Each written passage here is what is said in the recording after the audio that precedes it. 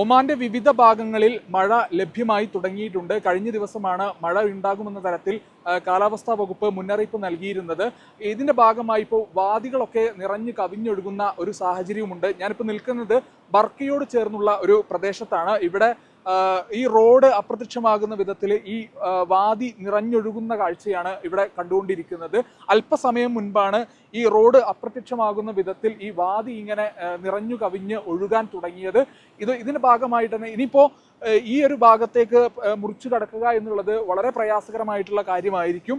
ഇത് സംബന്ധിച്ച് എല്ലാ തവണയും റോയൽ ഒമാൻ പോലീസ് കൃത്യമായിട്ടുള്ള മുന്നറിയിപ്പുകൾ നൽകാറുണ്ട്. അതിന്റെ ഭാഗമായി പ്രത്യേകം അവരെ എടുത്തു പറയാറുള്ള ഒരു കാര്യം, വാദി ഒരു കാരണവശാലും മുറിച്ചു കടക്കാനുള്ള ഒരു ശ്രമം നടത്തരുത് എന്നാണ് റോയൽ ഒമാൻ പോലീസ് എല്ലായ്പ്പോഴും പറയാറുള്ളത്.